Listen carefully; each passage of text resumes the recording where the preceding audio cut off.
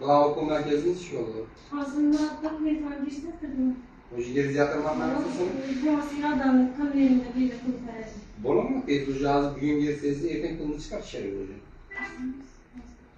Şunca günlerdir tutardı. Artık neler yine siz girizip taklap durup hem rahat bir umma kalmasın. Gerek senden bir durada şu ha? Sen yaptı mı?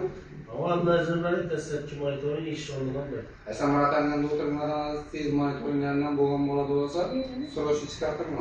Yani cirsizsek muamma olsa bana ait mi bunu da görmeyin dursa var, netmeyin dursa var ne bile de çıkama riski bir yükseltme hakkı veremez. Siz ilk başlarda oturup ilk para çıksanız sırada yükseltme hakkı veremez. Aile izleyen nasıl bulmadı yani? Yok, o yani imzalıp koyduk da. Ama yani 10 milyon ödeniz iş görüyor. Telefon var. Diğerini?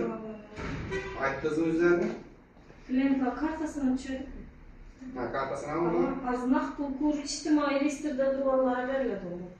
Doğru. Sağ olun tezleştiğin ama ne kadar oturmam ama vakit alıp oturmam.